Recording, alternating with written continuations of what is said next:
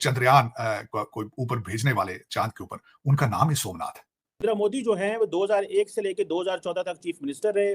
2014 से लेके जो सिचुएशन नजर आ रही है कि अगर अगले मार्च अप्रैल में जो इलेक्शन हो रहे हैं इंडिया के अंदर वो फिर जीत जाते हैं तो 30 साल एज एन चीफ एग्जीक्यूटिव। पहले भी मैंने कहा कि जालिमों मोदी आ रहा है, तो जालिमों मोदी आ गया है। 3 स्टेट्स में मोदी जीत गया है। मोदी साहब जैसा उनको एक लीडर जो नेशनलिस्ट है, उन्होंने उनको लीड किया और आगे भी मजीद लीड कर रहे हैं। इकॉनमी 5वें नंबर पर है उनकी। मुझे अभी तक उनके अल्फाज याद है कि मैं गारंटी करता हूं कि वो will touch the number 3। India अपना एक ग्लोबल स्टेचर डेवलप कर रहा है। आपको याद है, मैं भी बहुत देर से ये कह रहा हूं कि 2024 का इलेक्शन जो है वो इंडिया अपनी, मोदी साहब और इंडिया अपनी performance, global stature, global recognition, diaspora, इन चीजों पे लड़ेंगे कि अब India is a rising power, it's reclaim. Prime minister Narendra Modi हैं, मोदी आ गया और छा गया, लेकिन अब ये हकीकत है, ये सच में हो गया है। देखा जा रहा है तो टाइगर 3 देखी जा रही है, मूवी देखी जा रही है, जवान देखी जा रही है, लेकिन उनकी तरक्की के बारे में बिल्कुल छुपाया जाता है, हाइड किया जाता है। हिंदुओं से इतनी नफरत है तो उनकी मूवीज क्यों देखते हैं आप? क्या वजह है? आप अपनी पसंद की चीजें उनमें से पिक करके उनको फॉलो करते हैं, लेकिन नफरत जब करनी हो तो उनके मजहब को सामने रख के नफरत का निशाना बना। हिमालय के जिस भूभाग के उत्तर में हिमालय हो, दक्षिण में समुद्र हो, उस भूभाग को भारत कहते हैं, क्योंकि यहाँ पे राजा भरत के नाम पे इस देश का नाम भारत पड़ा और यहाँ पे उनकी संतति रहती है जिनको भारतीय कहते हैं। इंटरनेशनल मीडिया है, उसमें ब्लूमबर्ग है, बीबीसी है, अल जजीरा है, फ्रांस 24 है, वॉइस ऑफ अमेरिका है, लेकिन अफसोस के साथ है कि बॉर्डर के इस पार न्यू दिल्ली से 100 किलोमीटर के ऊपर किसी को कोई पता नहीं है कि रीजन में क्या हो रहा है। अफसोस।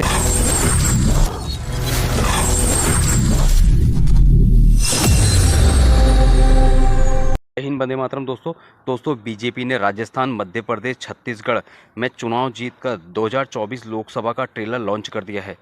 इसमें सबसे बड़ी भूमिका प्रधानमंत्री मोदी जी की है, जो हमेशा से रहती है। प्रधानमंत्री जी का काम और जीत की गारंटी है। देश की जनता प्रधानमंत्री मोदी जी पर बहुत ज़्यादा विश्वास करती है और मोदी जी उस विश्वास पर खरा भी उतरते हैं। इस पर पाकिस्तान मीडिया क्या कह रहा है दोस्तों, ध्यान से सुनने वाली बड़ी बात है। मेरे प्यारे दोस्तों, वीडियो को ज़्यादा से ज़्यादा लाइक कर देना और चैनल को सब्सक्राइब। हिमालय के जिस भूभाग के उत्तर में हिमालय हो, दक्षिण में समुद्र हो, उस भूभाग को भारत कहते हैं, क्योंकि यहाँ पे राजा भरत के नाम पे इस देश का नाम भारत पड़ा और यहाँ पे उनकी संतति रहती है जिनको भारतीय कहते हैं। सो ये वो लोग मानने वाले हैं कि भाई ये चीजें हैं। इस आइडेंटिटी को पिछले 70 सालों से या 60 सालों से लगातार मिटाने की कोशिश की गई। ये बताया गया कि तुम बेसिकली कोई एक नहीं हो। हिंदू का मतलब जाति हो गया, मुसलमान एक अलग आइडेंटिटी है, क्रिश्चियन एक अलग आइडेंटिटी है। इंडिया का इंडियन कुछ नहीं।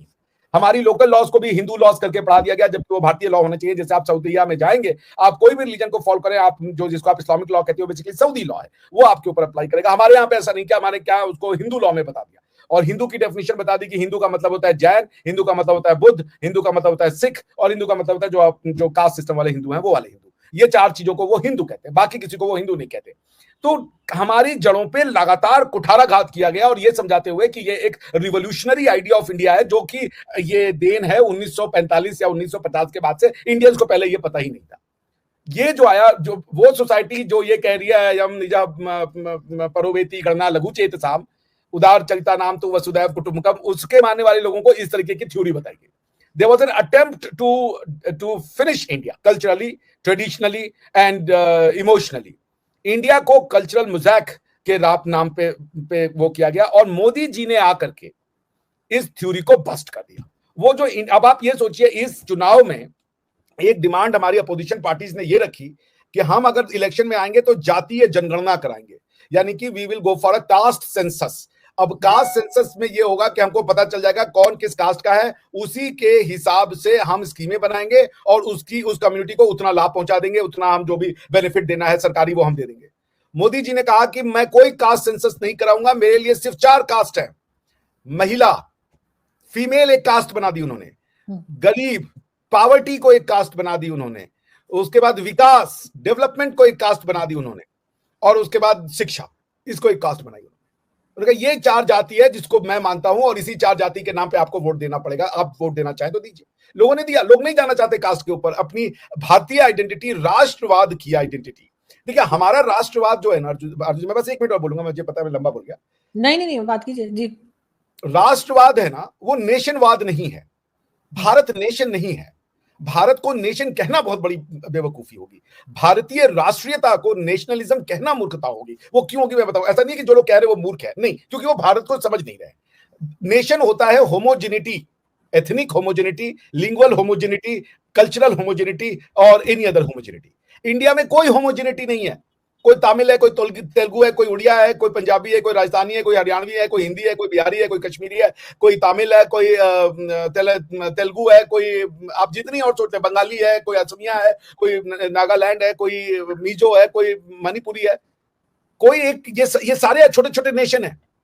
इंडिया को समझना है तो आप जर्मनी से इंडिया का कंपैरिजन नहीं हो सकता, इंडिया का कंपैरिजन होगा यूरोप से।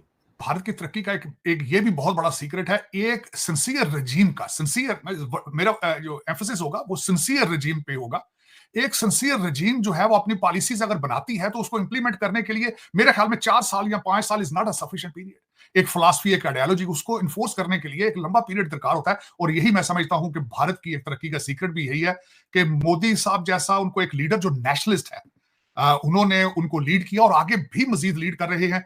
इकॉनमी 5वें नंबर पर है उनकी। मुझे अभी तक उनके अल्फाज याद है कि मैं गारंटी करता हूं कि वो will touch the number 3। Modi साहब की एक वेरी सक्सेसफुल कैंपेन, उनके कामयाब इंटरनेशनल दौरे, उनकी इकॉनमी, ग्लोबल साउथ को लीड करना, चंद्रयान, उसके बाद आदित्य 1, और उसके बाद तेजास पे जो आखिरी उन्होंने कैंपेन की है, तेजास में जाके जो फ्लाइट उनकी थी, मैं समझता हूं कि उसने, और फिर उन्होंने रियासतों में जहां जहां इलेक्शन थे उनमें खुद जाके उन्होंने दौरे किए हैं।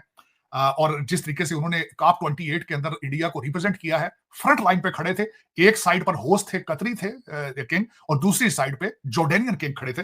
और मैं समझता हूं कि Bharat is rising as a regional state. बल्कि अब तो मैंने जिस तरह बताया, रीजनल से आगे निकलकर, जब पिछली दफा टोनी बिल्कन भारत गए थे तो डॉक्टर जयशंकर ने उस प्रेस कॉन्फ्रेंस में कहा था, जो कि लगता अजीब सा था उस वक्त, उन्होंने उसमें कहा था कि America is not the only super power any मोर।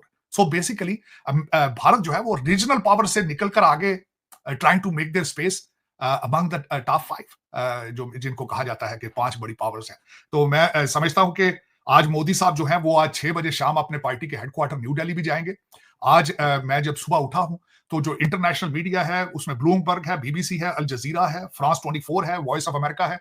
लेकिन अफसोस के साथ है कि बॉर्डर के इस पार न्यू दिल्ली से 100 किलोमीटर के ऊपर किसी को कोई पता नहीं है कि रीजन में क्या हो रहा है।